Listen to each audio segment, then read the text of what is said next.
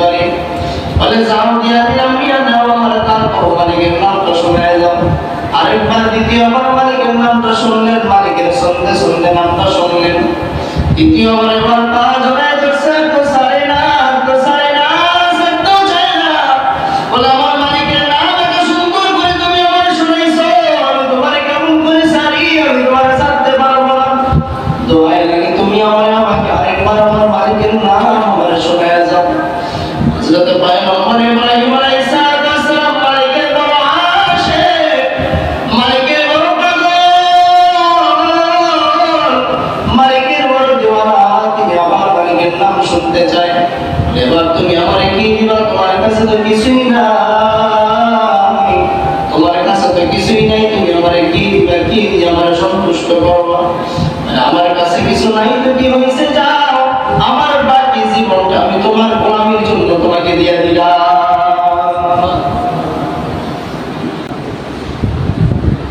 আল্লাহ তাআলার বন্ধু হযরত ইব্রাহিম আলাইহিস সালাম।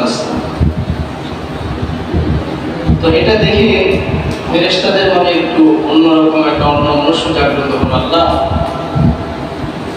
মানুষ আবার কেমন করে আপনার খলিল হয়, বন্ধু হয়, এটা তো আমাদের বুঝে আসে না। আমরা ফেরেশতা আপনার সবচেয়ে বেশি ইবাদত করি, আমরা ফেরেশতা হয়ে আপনার ইবাদত করে আপনার খলিল হতে পারলাম না। একজন মানুষ হয়ে কিভাবে আপনার খলিল হয়ে গেল, আপনার বন্ধু হয়ে গেল, এটা তো আমাদের বুঝে আসে। আল্লাহ রাব্বুল আলামিন বলেন, যদি বুঝে না আসে তাহলে একটু পরীক্ষা করে দেখো। একজন ফেরেশতা আল্লাহ পাক রব্বুল আলামিনের অনুমতি পাওয়ার পরে মানুষের বেশ দুনিয়া, মানুষের আকৃতি দিয়া, মানুষের সুরত দিয়া দুনিয়ার মধ্যে আসছে। দুনিয়ার জমিনের মধ্যে আসার পর তাকে দেখতেছে হযরত ইব্রাহিম আলাইহিস সালাম মরুভূমির মধ্যে বকরি চড়াইতেছেন। বকরি চড়ায়, মরুভূমির মধ্যে ছাগল চড়ায়। হযরত ইব্রাহিম আলাইহিস সালাম ছাগল চড়াইতেছেন মরুভূমির মধ্যে, বিশাল এক ছাগলের পাল।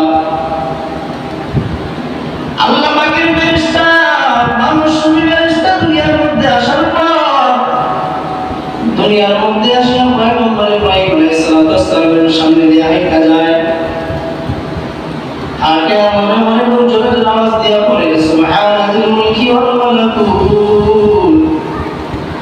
আল ইজ্জাতি ওয়াল আযমাতি ওয়াল হাইবাতি ওয়াল কুদরতি ওয়াল কিবরিয়া ওয়াল জাবারুত। হযরত ইব্রাহিম আলাইহিস সালামের কানের মধ্যে আওয়াজটা পৌঁছে গেল। ওনার কানের মধ্যে আওয়াজটা পৌঁছার পর, কারণ উনি তো আমার মাওলানা আশিক, আমার মালিকের বড় পাগল। হযরত ইব্রাহিম আলাইহিস সালাম আল্লাহ পাকের বড় পাগল। ওনার কানের মধ্যে যখন আওয়াজ আসলো, কে যেন মালিকের নাম নিয়ে পড়তেছে, সুবহানাল মুলকি ওয়াল মালাকুত জাল ইজ্জাতি ওয়াল আযমাতি ওয়াল হাইবাতি ওয়াল কুদরতি ওয়াল কিবরিয়া ওয়াল জাবারুত। হযরত ইব্রাহিম আলাইহিস সালাম দৌড়াইয়া লোকটার পেছন পেছন গিয়া বলে, কে গো ভাই, তুমি কে? তোমাকে তো চিনলাম না, তোমাকে কখনো দেখিনি। তুমি কে? তুমি আমার মালিকের নাম জপতেছো, তুমি কে? তুমি আমার মালিকের নাম এত সুন্দর করে উচ্চারণ করো, তুমি কে? তোমার পরিচয় দাও। বলে, আমার কাছে তো টাইম নাই, এত কিছু বলার সময় নাই, কি বলার প্রয়োজন আপনি বলেন, আপনাকে সংক্ষেপ করে দেই। বলে, আমার এত কিছুর প্রয়োজন নাই, তুমি যে জবান দিয়ে একবার আমার মালিকের নামটা উচ্চারণ করছো, এই নামটা আমার একটু আবার শোনায় দেয়, আমার শুনতে বড় পাগল হয়ে আছে শুনতে। হযরত ইব্রাহিম আলাইহিস সালামের কথা শুনিয়া মানুষ শুনিবার ইস্তেলাক দিয়া বলে, এমনিতেই তো শোনা যাবে না, কারণ আমি বিনিময় ছাড়া মানুষকে কোনো কিছু শোনাই না। যদি তোমার শুনতে মনে চায়, আমাকে বিনিময় দিতে হবে, তারপরে আমি মালিকের নাম তোমাকে শোনাবো। বলে, কি বিনিময় চাও? বলে, এই যে তোমার ছাগলের পাল আছে, অর্ধেক ছাগল দিয়া দিবা। বলে, যাও, দিয়া দিলাম, আমার মালিকের নামটা আমার একটু শোনায় যাও। মালিকের নামটা শোনার জন্য অর্ধেক ছাগলের পাল থেকে অর্ধেক ছাগল মানুষ শুনিবার ইস্তেকে দিয়ে দিলেন। তারপরে ওই ফেরেশতা তার জবান দিয়ে একবার উচ্চারণ করে, সুবহান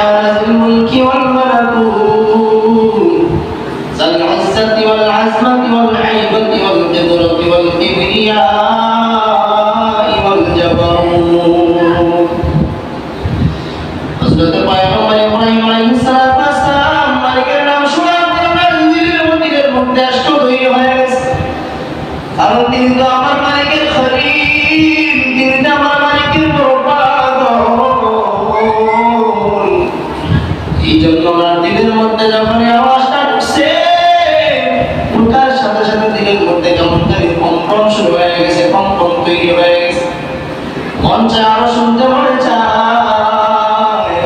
এবার ফেরেশতার মানুষ শুনে ফেরেশতার পা জড়ায় ধরে বলে ভাই আরেকবার আমার শুনে দাও, মালিকের নাম আরেকবার আমার শুনে দাও।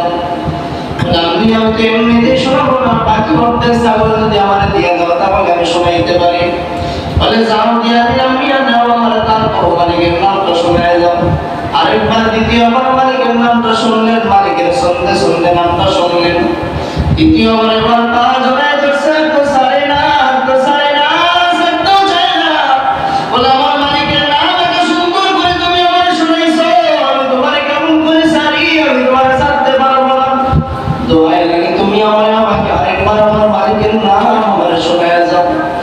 হযরত পয়গম্বর ইব্রাহিম আলাইহিস সালাম মালিকের বড় আশিক, মালিকের বড় পাগল, মালিকের বড় দিওয়ানা, তিনি আমার মালিকের নাম শুনতে চায়।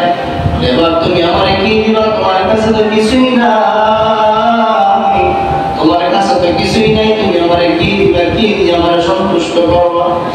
আমার কাছে কিছু নাই তো কি হয়েছে, যাও আমার বাকি জীবনটা আমি তোমার গোলামির জন্য তোমাকে দিয়ে দিলাম। এবার মানুষ ফেরেশতা ডাক দিয়ে কয়, পয়গম্বর আমার তো জানার বুঝার বাকি নাই, আপনি আমার মালিকের কত বড় খলিল। ও পয়গম্বর আমি দুনিয়ার কোনো মানুষ নয়, দুনিয়ার কোনো মানুষ না, আমি আল্লাহ পাকের ফেরেশতা। আমি মালিকের কাছে শুনেছি আপনি নাকি আমার মালিকের বড় খলিল। এই জন্য আমার দিলের মধ্যে প্রশ্ন ছিল, মানুষ হয়ে কেমন করে আবার আল্লাহর খলিল হয়ে যায়? এটা তো আমার দিলে মানে না, এই জন্য একটু পরীক্ষার জন্য আসলাম। ও পয়গম্বর 100 থেকে 100% যথাযথভাবে আপনি আল্লাহর খলিল হওয়ার যোগ্য। যে মানুষটা মালিকের নাম একবার শোনা